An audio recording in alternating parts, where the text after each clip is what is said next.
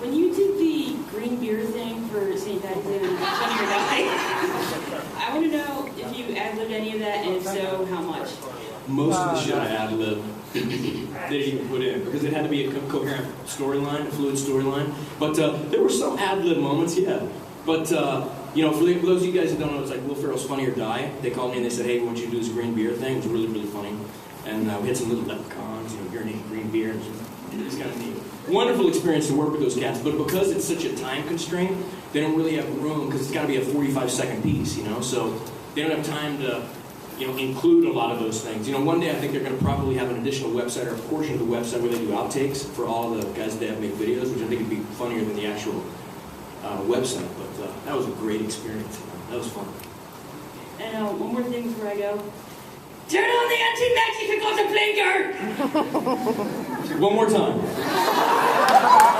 Turn on the anti-Mexico blinker! We've got a blinker!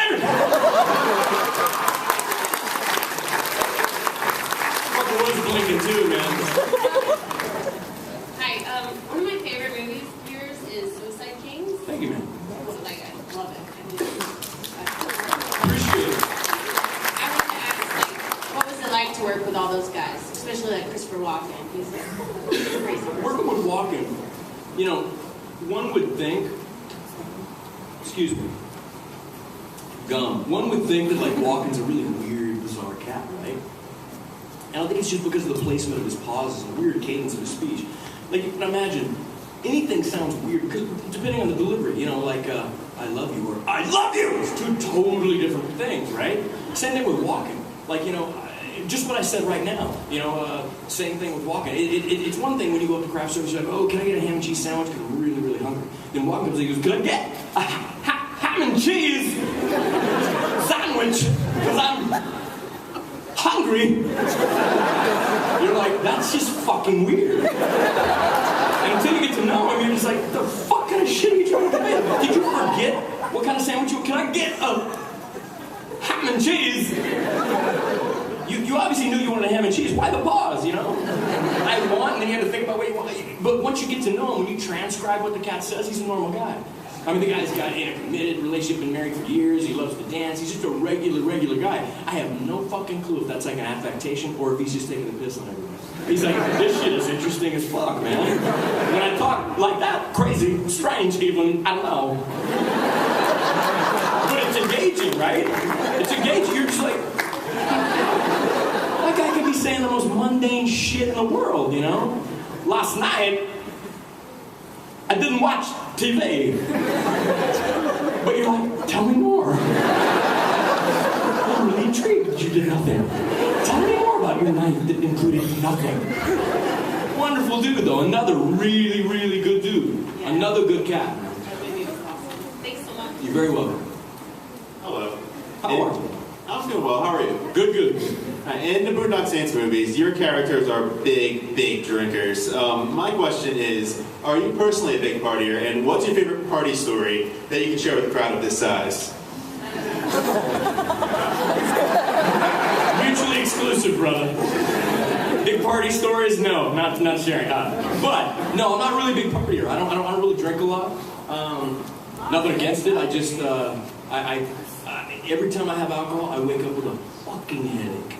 I don't know if I'm allergic to alcohol, man, but when I have a cocktail, I wake up the next morning and I have a hangover. I get like have a glass of wine. I wake up and I have a hangover.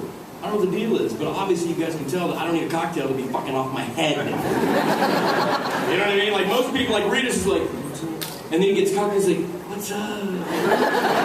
Rita's goes up like 2 degrees. I started like 15, you know? Like Mon goes to 11. Rita's like starts at 2, and he goes to 3. Thank you. You're very welcome. Good afternoon, sir. How are you? Pretty good. I have 2 things. One, back when I was in the service, Boondock Saints was the... Yes! Thank you for the service, brother. God bless you. Back when I was in the service, we had a lot of different movies that we watched in the barracks. Like, a lot of them were, you know, fun movies. A lot of them were violent movies. Boondock Saints was a little of both.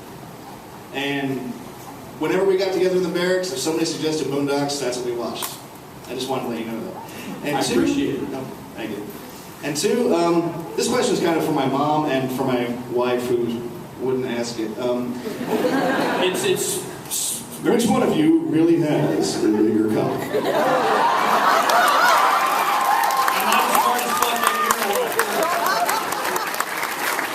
You were speaking when I answered before you actually got to the question. Sorry.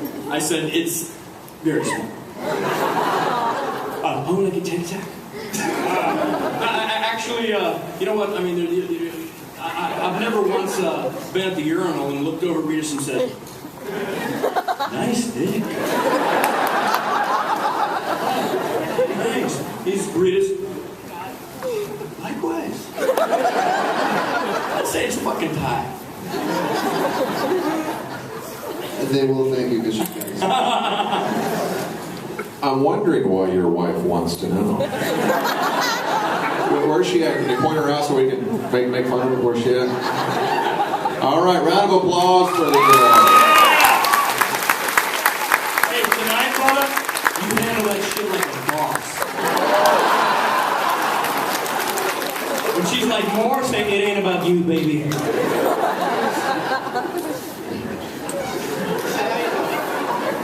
What is the stupidest thing that you ever done?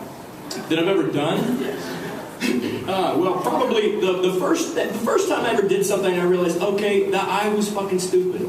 Where I really had a dawning, like an epiphany, a eureka moment. I was 9 years old, and I went to a Foghat concert. You know, Stone Blue, rock and roll show, happy through Stone, you know, Foghat, right? And you know, my mom gave me an extra $5 and I wanted a concert teacher. I was like, I was 8 or 9, and back then you could do that. It wasn't like dangerous. I come from a small town in Texas, and you know, so my mom went to the Coliseum, the Houston Coliseum, and she waited outside the whole time. I went in by myself and I watched Foghat because I was into rock and roll since I was a kid. First thing I ever asked for by name was the Elvis Comeback Special, the album. First thing I ever asked for as a gift. So I was into music my whole life. And so I went to see Foghat night. She gave me an extra $5, and so I got me a Foghat t-shirt. And completely just naive to the core, you know, because I come from a small town, I came out and I was just, whoa, Mom, I was going to tell my mom all about the concert. And I think I was 8 years old. And this big kid, probably, 15, came up, he's like, "Hey, man, can I see your shirt?" And I was like, "Yeah," and I handed it to him. The motherfucker turned and ran. Well, one of my claims to fame is I won the Junior Olympics in track when I was 9 years old. Yeah, no racial shit, but I was the only white guy in the finals. It was like, Booker T. Washington, Sean Patrick. Right? Is that fucking right? Yeah, that's a white man. Okay. All right, well, no. So I turned around and I ran this motherfucker down.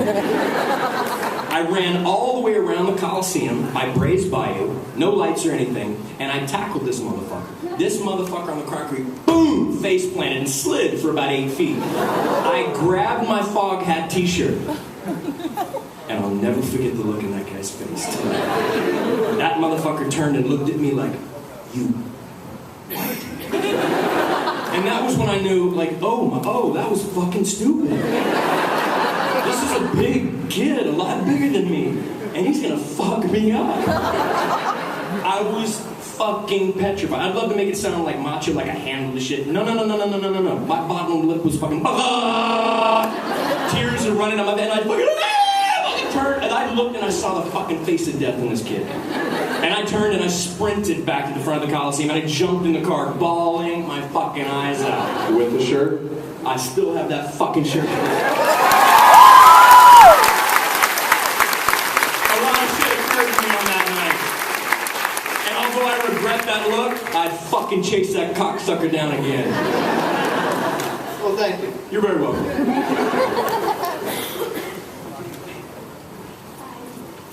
My questions are, which one of the Boondock Saints movies do you like more? One. The one.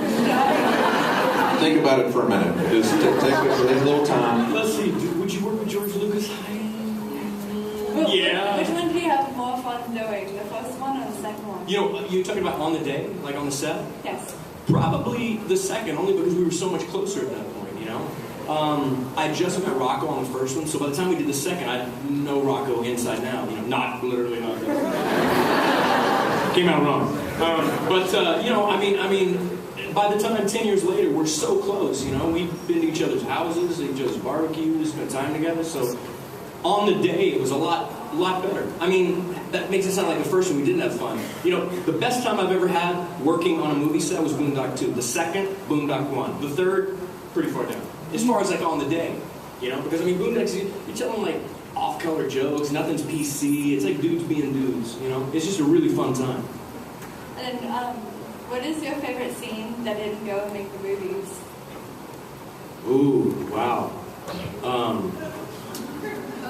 Ooh, man, there's a lot. God, I don't even know where to start, to be honest. My favorite scene in the films is ripping the toilet out of the ground. You know,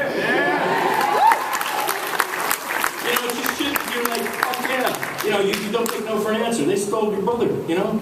Fucking maybe you're like, man, fuck, my brother was in there. Well, Russian stole your brother. You fucking ripped that toilet out of the ground. But, God, there's too much to mention in outtakes. Too much. A lot of stuff, I think they should have left the mom in. I think she was gay. The one with the hair, cack. I always like replay that in my mind. It's like, how does she spell cack? C-A-C-K, cack. She was a flavorful character, you know? I thought she was great. I think they should have left that in. Thanks, sir. You're very welcome. Who's last in line? Raise your hand if you're last in line. You with the hat? Okay, you are now officially the last person in line. I could say that slower. That's what happened.